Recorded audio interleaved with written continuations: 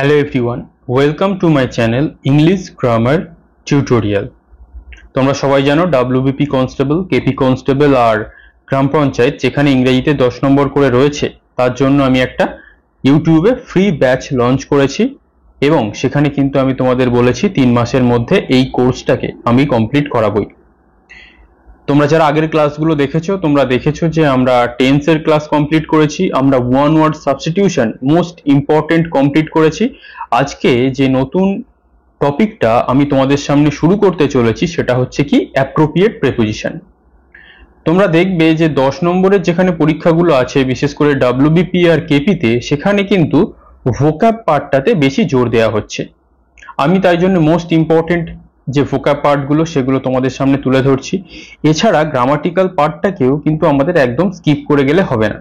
Grammatical part সব করতে হবে না, যেগুলো মোস্ট ইম্পর্টেন্ট আমি তোমাদের করিয়ে দেবো। তোমরা চ্যানেলে যুক্ত থাকবে, তোমরা সব ক্লাস স্টেপ বাই স্টেপ পেয়ে যাবে। অ্যাপ্রোপ্রিয়েট প্রিপোজিশন মোটামুটি ওই 150 থেকে 200-র মধ্যে আমি তোমাদের করাবো মোস্ট ইম্পর্টেন্ট যেগুলো, কারণ আমি চাই না তোমাদের খুব একটা বার্ডেন হয়ে যাক, অর্থাৎ তোমাদের উপর এই ইংলিশটা যেন একটা বোঝা হয়ে যায়। তাই জন্য আমি কিন্তু তোমরা দেখবে যে 1000, 2000, 2500 এক একটা টপিক কিন্তু করাচ্ছি না। মোস্ট ইম্পর্টেন্ট চেষ্টা করছি যাতে এর থেকেই তোমাদেরকে কমন দেওয়া যায়। এরপর তোমাদের মধ্যে অনেকে এমন আছো যারা কমেন্ট করছো যে স্যার এই কটা করলে কি কমন আসবে। দেখো, আমি চাই 10 নম্বরটা যেন তোমাদের উপরে বোঝা হয়ে না যায়, আবার 10 নম্বরটা তোমরা একদম ছেড়ে চলে আসো এটাও না। মোটামুটি তোমরা যাতে ওই 5, 6, 7 এরকম একটা স্কোর করতে পারো, তার জন্যই আমার এই উদ্যোগ। এরপর তোমরা যারা ভাবছো যে এত কমে হবে না, তারা বিভিন্ন বই কিনে নিতে পারো, সেখানে ওয়ান ওয়ার্ড 2000 পেয়ে যাবে, অ্যাপ্রোপ্রিয়েট প্রিপোজিশন ওই 2-2500 পেয়ে যাবে, তারা সেখান থেকে অনেক মুখস্থ করে নিতে পারো। কিন্তু যারা তোমরা মনে করছো ইংরেজিটা তোমাদের কাছে একটা খুব ভয়ের বিষয়, তোমরা একদমই স্কিপ করে চলে আসবে, বা যারা মোটামুটি প্রস্তুতি নিচ্ছ তারা কিন্তু এগুলো অবশ্যই করে যাবে, কারণ এগুলো কিন্তু শুধু যে কোনো প্রশ্ন নয়, মোস্ট ইম্পর্টেন্ট। আমি একদম রিসার্চ করে করে এই কোয়েশ্চেনগুলো তোমাদের জন্য বানাচ্ছি যাতে তোমাদের একটা কম্প্যাক্ট কোর্স আমি উপহার দিতে পারি। ক্লিয়ার? আমি সেই জন্য তোমাদের জন্য কিন্তু প্রচুর পরিশ্রম করছি। আর একটা জিনিস যেটা আমি তোমাদের বলে রাখি, যে ক্লাসটা দেখার পর অবশ্যই একটা লাইক আর একটা কমেন্ট করে দেবে, যেটা আমাকে আরো ইন্সপায়ার করবে ভালো ভালো কন্টেন্ট তোমাদের প্রোভাইড করার জন্য। আর এই ক্লাসের পিডিএফ আমি টেলিগ্রাম চ্যানেলে তো দিয়ে দিচ্ছি, তোমরা যারা জয়েন করোনি এখনো তারা ডেসক্রিপশনে লিংক থেকে জয়েন করে নিতে পারো। চ্যানেলের নাম ইংলিশ গ্রামার টিউটোরিয়াল, টেলিগ্রামে তোমরা সার্চ করতে পারো। তাহলে আজকে যেটা আমরা শুরু করব সেটা হচ্ছে কি অ্যাপ্রোপ্রিয়েট প্রিপোজিশন। অ্যাপ্রোপ্রিয়েট প্রিপোজিশন মাথা ঘামানোর কোনো প্রয়োজন নেই। সহজে যদি আমরা বুঝতে চাই, একটা ওয়ার্ড বসবে, সেই ওয়ার্ডের পর যখন আমরা কোনো একটা প্রিপোজিশন বসাই সেইটাই হচ্ছে অ্যাপ্রোপ্রিয়েট প্রিপোজিশন। এবং তোমরা যখন অ্যাপ্রোপ্রিয়েট প্রিপোজিশনটাকে মুখস্থ করবে তখন কিন্তু অবশ্যই মিনিংটা জেনে রাখবে, কারণ তোমরা যদি মিনিংটা না জানো তাহলে কিন্তু তোমরা ঠিকঠাক ভাবে প্রিপোজিশনের অ্যাপ্লাই করতে পারবে না, কোথায় কি বসছে। এবং প্রত্যেকটা ক্লাসে আমি 50টা করে অ্যাপ্রোপ্রিয়েট প্রিপোজিশন করিয়ে দেবো। আশা করছি এই সপ্তাহে আমি শেষ করে দিতে পারবো অ্যাপ্রোপ্রিয়েট প্রিপোজিশনের ক্লাস।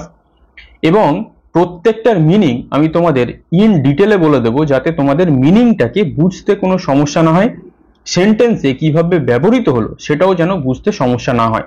এছাড়া তোমরা যারা চাইছো যে সেটাকে বাংলা মিনিং লিখে খাতায় নোট ডাউন করবে, তারা তোমরা নোট ডাউন করে নিতে পারো, কারণ আমি প্রত্যেকটারই বেঙ্গলি মিনিং সহ বলে দেবো যাতে তোমরা বুঝতে পারো।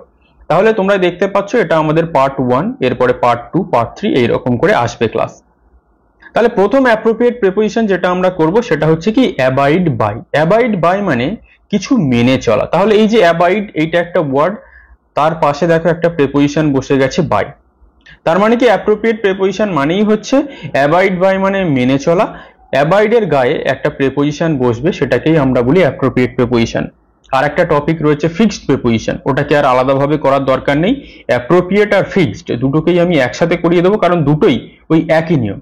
ফিক্সড প্রিপোজিশনের জন্য আলাদা করে কোনো তোমাদের কিছু করতে হবে না, ওই অ্যাপ্রোপ্রিয়েট প্রিপোজিশনের সিরিজের মধ্যেই আমি ওটাকে তোমাদের কভার করে দেবো।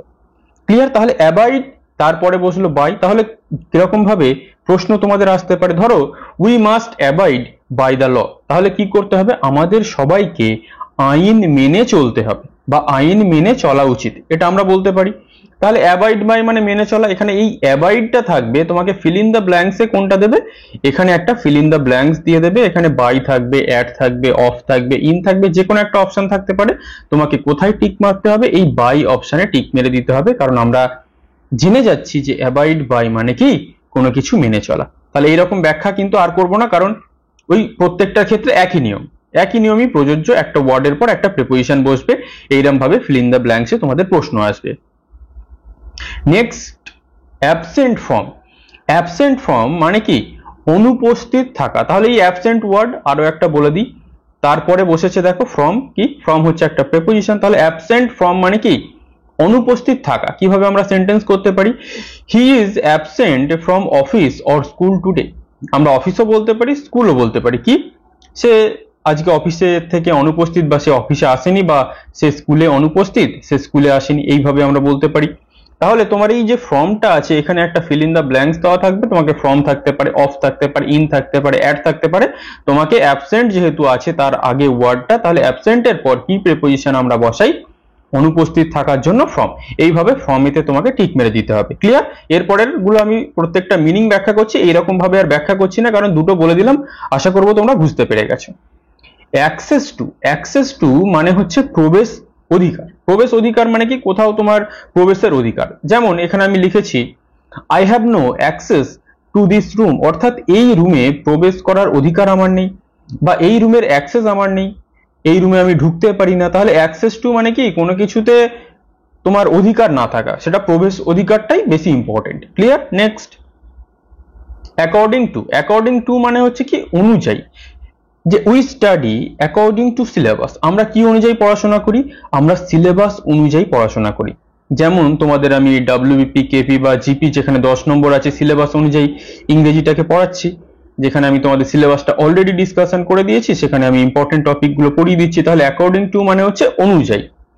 অ্যাকিউজড অফ মানে হচ্ছে কি অভিযুক্ত। কিভাবে, he is accused of murder, সে কিসের দায়ে অভিযুক্ত, সে খুনের দায়ে অভিযুক্ত। তাহলে যদি কোনো ওয়ার্ড দেখতে পাও তোমরা অ্যাকিউজড, তারপরে মার্ডার, অর্থাৎ তার মানে কি দাঁড়ালো, কেউ কোনো কিছুতে অভিযুক্ত। তাহলে সে কিসের দায়ে অভিযুক্ত, সে খুনের দায়ে অভিযুক্ত। ক্লিয়ার? নেক্সট, অ্যাকাস্টম টু কথার অর্থ হচ্ছে কেউ কোনো কিছু অভ্যস্ত। যেমন কি we are accustom two normal life, অর্থাৎ কি আমরা সাধারণ জীবনযাপনে অভ্যস্ত। তাহলে we are accustom two normal life, আমাদের কোনো দেখনদারি নেই, অন্য কিছু নেই, আমরা আমাদের মতো নর্মাল জীবনে অভ্যস্ত। কেউ সকালে ঘুম থেকে উঠতে অভ্যস্ত, কেউ রাত্রে পড়তে বসতে অভ্যস্ত, যে যেখানে অভ্যস্ত। তাহলে আমরা অ্যাকাস্টম, তারপরে কি অ্যাপ্রোপ্রিয়েট প্রিপোজিশন বসাবো, টু, এইটুকু মাথায় রাখবে। অ্যাকুইট অফ মানে হচ্ছে কি খালাস করে দেওয়া বা ছাড়া পেয়ে যাওয়া। যেমন হি ওয়াজ অ্যাকুইটেড অফ দ্য চার্জ, মানে কি তোমরা অনেক সময় দেখবে বিভিন্ন যে কয়েদি হয় তাদের উপরে বিভিন্ন অভিযোগ থাকে, কোনোদিন একদিন দেখা গেল যে কোর্ট থেকে সে নিঃশর্ত মুক্তি পেয়ে গেছে। তার মানে কি তার উপরে যে চার্জ বা যে অভিযোগগুলো লাগানো হয়েছিল সে সেখান থেকে মুক্তি পেয়ে গেছে। Acute of. Clear? Next, addicted to মানে হচ্ছে কেউ কোনো কিছুতে আসক্ত। কিরকম ভাবে, students are addicted to mobile games. এখন আমরা এটা সব থেকে বেশি দেখতে পাচ্ছি যে ছাত্রছাত্রীরা কি হচ্ছে, মোবাইল গেমে আসক্ত হয়ে পড়ছে। তোমরা যারা মোবাইল গেমে আসক্ত সেটাকে কিন্তু কি করতে হবে, ছাড়াতে হবে, কারণ মোবাইল গেম তোমাকে সফলতার দিকে এগিয়ে নিয়ে যাবে না। তাহলে অ্যাডিক্টেড টু মানে কি কোনো কিছুতে আসক্ত। কেউ আবার মদ্যপানে আসক্ত হয়, তার মানে কি someone is addicted to wine, এরকম আমরা বলতে পারি। তাহলে অ্যাডিক্টেড টু আমরা কি মনে রাখবো, কেউ কোনো কিছুতে আসক্ত, এবং এখানে আমরা নেশার দিকটা বেশি উল্লেখ করে থাকি। অ্যাডমিট টু মানে হচ্ছে কোথাও কাউকে ভর্তি করে দেওয়া। কিরকম ভাবে, he was admitted to the hospital, তাকে কি করা হয়েছিল, তাকে হসপিটালে ভর্তি করে দেওয়া হয়েছিল। তাহলে অ্যাডমিট যদি তোমরা কোথাও দেখতে পাও, তারপরে যদি ভর্তি করা হয়, সেখানে আমরা কি অ্যাপ্রোপ্রিয়েট প্রিপোজিশন বসাবো, admit to. Clear? Next, affection for, অর্থাৎ কারোর প্রতি স্নেহ ভালোবাসা এইরকম। যেমন I have affection for you, তোমার প্রতি আমার একটা স্নেহ আছে, আমার একটা ভালোবাসা রয়েছে। তাহলে অ্যাফেকশন যদি দেখতে পাও তাহলে কি বসবে, অ্যাপ্রোপ্রিয়েট প্রিপোজিশন ফর, কারোর প্রতি স্নেহ বা ভালোবাসা। ক্লিয়ার? 11 অ্যাফ্রেড অফ মানে হচ্ছে ভীত, ভয় পাওয়া, এরকম। কিভাবে? We are afraid of our teachers, আমরা আমাদের শিক্ষকদের প্রতি কি ভীত বা দেখে ভয় পাই। তাহলে অ্যাফ্রেড অফ মানে আমরা কি মনে রাখবো? কোনো কিছুতে ভীত।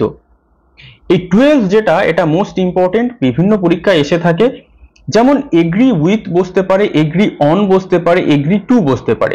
এগ্রি মানে কি কোনো কিছুর সাথে একমত হওয়া বা যেটাকে আমরা বলে থাকি সহমত হওয়া। তাহলে কোনো যদি ব্যক্তির সাথে সহমত হও তাহলে এগ্রি উইথ, কোনো যদি পয়েন্ট বা কোনো একটা নির্দিষ্ট পয়েন্টে সহমত হও সেটা এগ্রি অন, আর কোনো যদি প্রস্তাবে সহমত হও তাহলে সেটা কি এগ্রি টু। কিভাবে? আই এগ্রি উইথ ইউ, তাহলে কি আমি তোমার সাথে সহমত। এখানে উইথ কেন বসলো? কারণ এই ইউটা হচ্ছে একটা পার্সন। আমি তোমার সাথে সহমত। টু ইউর প্রপোজাল, তোমার প্রস্তাবে, তাহলে প্রপোজালের আগে আমরা কি দেখেছিলাম? টু প্রেপোজিশন, তাহলে agree to your proposal. Clear? On a picnic, তাহলে এই যে অন কোথায় বসলো? এ পিকনিকের আগে। পিকনিকটা হচ্ছে আমাদের পয়েন্ট, যে পয়েন্টের উপরে আমাদের আলোচনাটা হচ্ছিল। তাহলে এগ্রি উইথ মানে কি মনে রাখবে? কোনো ব্যক্তির সাথে সহমত হলে, অন কোনো একটা পয়েন্টে সহমত হলে, টু একটা প্রপোজাল বা কোনো প্রস্তাবে সহমত হলে। ক্লিয়ার? একদমই সহজ, এগুলো এরম ভাবে মনে রাখতে হবে। 13 অ্যালার্মড অ্যাট মানে ভীত। কিরকম ভাবে? We are alarmed at the terrorist attack, মানে কি টেররিস্ট অ্যাটাকটা হওয়ার সঙ্গে সঙ্গে আমরা খুব ভয় পেয়ে গেছিলাম, আমরা ভীত সন্ত্রস্ত হয়ে গেছিলাম। তাহলে অ্যালার্মের পর যখন অ্যাট বসবে তার মানে কি ভীত সন্ত্রস্ত হয়ে যাওয়া। এংরি উইথ, এখানেও কিন্তু অনেক কটা বসতে পারে। উইথ মানে কি এংরি মানে কি রেগে যাওয়া। তাহলে কোনো ব্যক্তির ওপরে রাগ হলে উইথ, কোনো কিছুর ওপরে রাগ হলে ফর, আর কোনো একটা কারোর ব্যবহারে যদি তুমি রেগে যাও তাহলে কি অ্যাট। কিরকম ভাবে আমরা বলতে পারি? I am agree with you, আমি তোমার সাথে কি তোমার সাথে আমার রাগ হয়েছে বা তোমার উপরে আমি রেগে আছি, সেই জন্য উইথ বসলো, কারণ ইউটা কি একজন পার্সন। অ্যাট ইউর কন্ডাক্ট, তাহলে অ্যাট কেন বসলো? ইউর কন্ডাক্ট তোমার ব্যবহারে। ক্লিয়ার? তাহলে I am agree with you at your conduct, conduct মানে কি মনে রাখবে? ব্যবহার। তাহলে এখানে আমাদের কি মনে রাখতে হবে? উইথ মানে কোনো ব্যক্তির সাথে তুমি রেগে গেছো, ফর কোনো কিছুর জন্য তুমি রেগে গেছো, অ্যাট কারোর ব্যবহারে তুমি রেগে গেছো। এইরকম ভাবে এগুলোকে মনে রাখতে হবে এবং এটা হচ্ছে মোস্ট ইম্পর্টেন্ট। অ্যাংসাস এর পরে অ্যাবাউটও বসতে পারে, ফরও বসতে পারে। কিভাবে দেখা যাক? অ্যাংসাস মানে আমরা কি বলতে পারি? কোনো কিছুর প্রতি সে উদ্বিগ্ন। কিরকম ভাবে? I am anxious about his illness, I am anxious about his illness. Illness মানে কি অসুস্থতা, তার অসুস্থতার জন্য আমি তার প্রতি কি উদ্বিগ্ন। অর্থাৎ হতে পারে যে সে কোনো হসপিটালে ভর্তি আছে, সে খুব অসুস্থ, তার অবস্থা খুব খারাপ, তার জন্য তুমি খুব উদ্বিগ্ন, চিন্তিত, এইরকম অর্থে অ্যাংশাস অ্যাবাউট। বা ফরও বসতে পারে, যে কোনো একটা অপশনে থাকবে। অ্যাপিটাইট ফর মানে কি কোনো কিছুর জন্য ক্ষুধা, ক্ষুধা মানে খিদে, এটা আমরা বলতে পারি। যেরকম I have appetite for knowledge, আমার নলেজের জন্য বা জ্ঞানের জন্য আমার খিদে রয়েছে। অর্থাৎ কি আমি বই পড়তে ভালোবাসি, আমি জ্ঞান সংগ্রহ করতে ভালোবাসি, এরকম হতে পারে যে আমার জ্ঞানের প্রতি আমার একটা খিদে রয়েছে। তাহলে অ্যাপিটাইট ফর। অ্যাপ্লাই টু মানে কি দুভাবে হতে পারে। অ্যাপ্লাই মানে কি আবেদন করা, কোনো ব্যক্তির কাছে আবেদন করলে টু, কোনো কিছুর জন্য আবেদন করলে, থিং এর জন্য আবেদন করলে ফর। যেমন I applied to the boss, আমি কার কাছে আবেদন করেছি? বসের কাছে। তাহলে বসটাকে একজন ব্যক্তি, তাই জন্য টু বসেছে। আর ফর দিস পোস্ট, এই পোস্টটার জন্য, তাহলে পোস্ট এটা নিশ্চয়ই কোনো ব্যক্তি নয়, ওটা একটা থিং, তাহলে ওই জন্য আমরা বসিয়েছি ফর এ থিং। তাহলে ফর দিস পোস্ট, ওই জন্য। ক্লিয়ার? নেক্সট 18 অ্যারাইভ অ্যাট অর্থাৎ হলো কি পৌঁছানো। কিভাবে? The train will arrived at the station in time, অর্থাৎ কি ট্রেনটা স্টেশনে ঠিক সময় মতো কি হবে? ঠিক সময় মতো পৌঁছে যাবে। তাহলে অ্যারাইভের পরে আমাদের একটা অ্যাড বসাতেই হবে, পৌঁছানো, মনে থাকে যেন। অ্যাসেমড অফ কথার অর্থ হচ্ছে লজ্জিত। কিরকম ভাবে? I am ashamed of my result, আমার যে ফলাফল হয়েছে সেই জন্য আমি লজ্জিত। অর্থাৎ দেখা গেছে হয়তো আমরা আশা করেছিলাম যে আমি ডাব্লিউবিপি কনস্টেবল পেয়ে যাব, কিন্তু যখন ফাইনাল কাট অফ বেরোলো দেখলাম আমি কি হয়তো 15 পেয়েছি বা 10 পেয়েছি। তাই জন্য কি ওই ফলাফলটা দেখে আমি অ্যাসেমড আমার প্রতি, I am ashamed of my result. Clear? Next avail oneself of. কিরকম ভাবে? এটার একটু ইনার মিনিং আছে, আগে সেন্টেন্সটা পড়ে বুঝতে হবে। We must avail ourself of the opportunity. Avail মানে কি কোনো কিছুকে মানে কি করে নিতে হবে, এইরকম। ধরো তোমার সামনে কোনো সুযোগ আছে, সেই সুযোগটা কি, সুযোগটার সৎ ব্যবহার তোমাকে করে নিতে হবে। তাহলে we must avail ourselves of the opportunity. আমাদের সামনে যে সুযোগগুলো রয়েছে বা যে সুযোগটা আমার সামনে এসছে, সেই সুযোগটা আমাকে কাজে লাগিয়ে নিতে হবে। যেমন তোমাদের সামনে এই ডাব্লিউবিপি কনস্টেবল বা কেপি কনস্টেবল এত এত ভ্যাকান্সি এসছে, সেই সুযোগটা তোমাকে কাজে লাগিয়ে নিতে হবে। সেই জন্যই হচ্ছে কি অ্যাভেল ওয়ানসেলফ অফ। এবং তোমরা একটা জিনিস মনে রাখবে, এই প্রেপোজিশনের পর যদি কোনো ভার্ব থেকে থাকে, সেগুলো সবসময় ভার্বের আইএনজি ফর্মে বসে, ঠিক আছে? যেমন কামিং, গোয়িং, ওই রকম, এটা মনে রাখবে। অ্যাওয়্যার অফ, অ্যাওয়্যার অফ মানে হচ্ছে কেউ কোনো কিছুতে সতর্ক। যেমন I am aware of the news, আমি এই খবরটা সম্পর্কে সতর্ক বা এই খবরটা আমি জানি। এটা সতর্ক হতে পারে বা কেউ কিছু জানে, এটাও হতে পারে। যেমন কোন একটা ঘটনা বা কোনো একটা খবর এসেছে, তোমাকে কেউ গিয়ে বললো এইটা সম্পর্কে তুমি কি জানো, তুমি বললে I am aware of the news, আমি এটা সম্পর্কে জানি। Next, based on. Based on কথার অর্থ হচ্ছে, কিভাবে আমরা সেন্টেন্সটা দেখে তবে বুঝতে পারবো। You must answer based on facts. Based on মানে কি, কোনো কিছুর উপরে নির্ভর করে কিছু বলা, সেটা বলা নাও হতে পারে, বা কোনো কিছু কোনো কিছুর উপরে নির্ভর করে, বা কোনো কিছু কোনো কিছুর উপরে নির্ভর করে রয়েছে, এইরকমও আমরা বলতে পারি। যেমন ইউ মাস্ট অ্যান্সার, তোমাকে উত্তর করতে হবে, কিসের উপরে ভিত্তি করে তোমাকে উত্তর করতে হবে, বেসড অন ফ্যাক্টস। অর্থাৎ যে ফ্যাক্টস, যে কারণগুলো রয়েছে, সেই ফ্যাক্টস এর উপরে নির্ভর করেই তোমাকে উত্তরটা করতে হবে। তাহলে বেসড অন মনে রাখবে, বেসড এর পরে কি অ্যাপ্রোপ্রিয়েট প্রিপোজিশন বসে, অন। বিলিভ, বিলিভ মানে কি, বিশ্বাস করা। হি বিলিভস ইন মি, সে আমার উপরে বিশ্বাস করে। তাহলে বিলিভের পর কি অ্যাপ্রোপ্রিয়েট প্রিপোজিশন বসে, তোমরা সবাই বুঝতে পেরে গেছো, ইন বসে। বিলং টু, বিলং টু মানে কি, কারোর কোনো কিছু অধিকারে থাকা। This property belongs to me, এই সম্পত্তিটা কার অধিকারে রয়েছে, আমার অধিকারে আছে। তাহলে বিলং এর পরে কি বসে, টু বসে, মনে রাখতে দেবে কিন্তু। ব্লেসড উইথ, ব্লেসড উইথ মানে কি, কেউ কোনো কিছু নিয়ে সৌভাগ্যবান, বা অনেক সময় বলে না যে he is blessed with a baby girl, দেখো কিরকম ভাবে, he is blessed with a good family. তার মানে কি, সে খুব সৌভাগ্যবান, বা তার উপরে এটা একটা আশীর্বাদ হিসাবে ধরা দিয়েছে যে সে একটা খুব ভালো পরিবারে জন্মগ্রহণ করেছে। তাহলে ব্লেসড এর পরে আমরা কি বসাই, উইথ বসাই। অনেক সময় তোমরা এটা দেখবে যে he is blessed with a baby girl, বা অনেক সময় he is blessed with a baby বয়, যে কেউ মানে কি তাদের পুত্র সন্তান হয়েছে, কন্যা সন্তান হয়েছে, সেই জন্য সে ব্লেসড হয়েছে। তাহলে ব্লেসড এর পর উইথ। ব্লাইন্ড অফ আর ব্লাইন্ড টু, দুটোকে আমরা কিভাবে মনে রাখবো। ব্লাইন্ড অফ মানে কি, he is blind of one eye, অর্থাৎ কি, সে এক চোখে অন্ধ। তোমার যখন বা কোনো ব্যক্তির যদি একটা চোখ অন্ধ হয়, তখন আমরা ব্লাইন্ড অফ বসাবো। আর একটা কি, ব্লাইন্ড টু, কিভাবে, we are blind to our faults, আমরা আমাদের যে ফল্ট বা যে খামতি রয়েছে সেটার প্রতি আমরা অন্ধ। তার মানে কি আমরা চোখে অন্ধ তা না, আমরা একটা ভুল করছি, কেউ যদি তোমাকে বলে দেয় যে ইস তুমি ওটা ভুল করছো, তার মানে আমরা কি, আমরা সেই ভুলটাকে স্বীকার করতে চাই না। তার মানে কি, আমরা কোনো জিনিসকে যখন ভুল করেও স্বীকার করতে না চাই, তখন আমরা সেটাই কি, অন্ধ হয়ে থাকি, যে না আমি যেটা করছি সেটাই ঠিক, ও যেটা করছে সেটা ভুল। তাহলে ব্লাইন্ড অফ মানে কি, চোখে অন্ধ। ব্লাইন্ড টু মানে কি, তোমার কোনো কাজকর্মে তুমি অন্ধ, তুমি যেটা মনে করছো সেটাই সঠিক, তুমি ওটাকে ভুলটাকে দেখার চেষ্টা করছো না, এইরকম ভাবে। ক্লিয়ার, মনে রেখে দেবে। বোস্ট অফ, বোস্ট অফ মানে কি, অহংকার। কিভাবে, হি বোস্ট অফ হিজ স্যালারি, অর্থাৎ কি, সে যে টাকা স্যালারি পায় সেই নিয়ে সে খুব গর্ব করে। জানিস তো আমি 1,00,000 টাকা স্যালারি পাই, আমি 70,000 টাকা salary pi.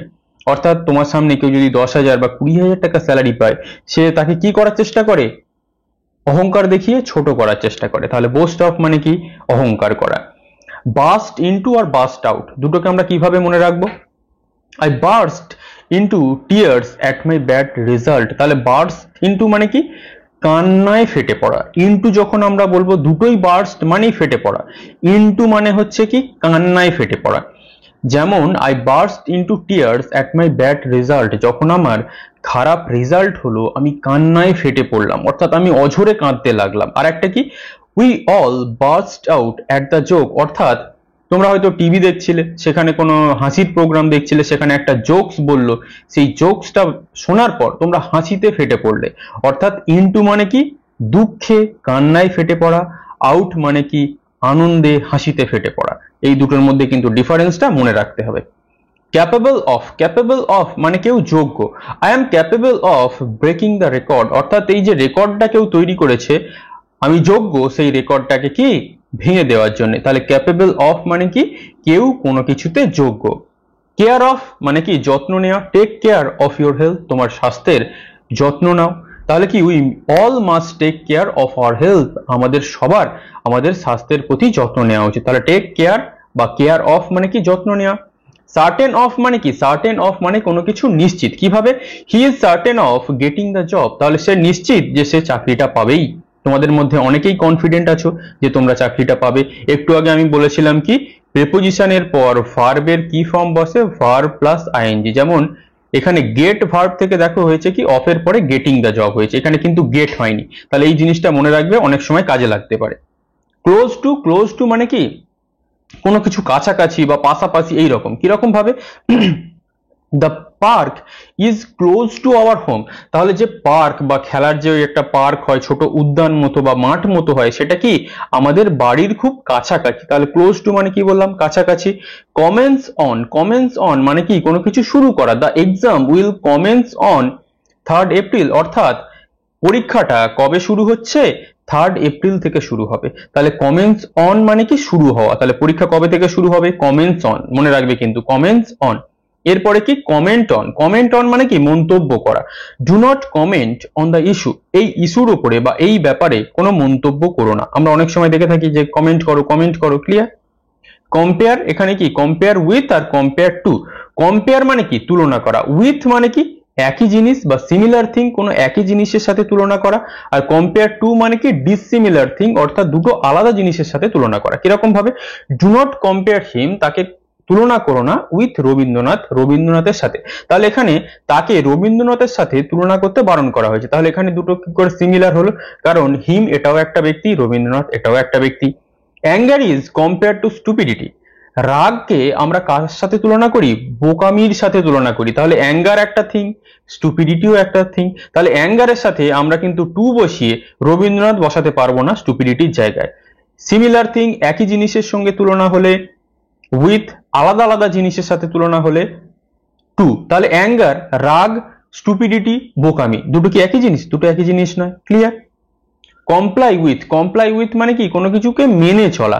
We must comply with the decision, যে সিদ্ধান্তটা হয়েছে সেই সিদ্ধান্তটাকে কি করতে হবে? আমাদের কমপ্লাই উইথ করতে হবে। তার মানে কি মেনে চলতে হবে।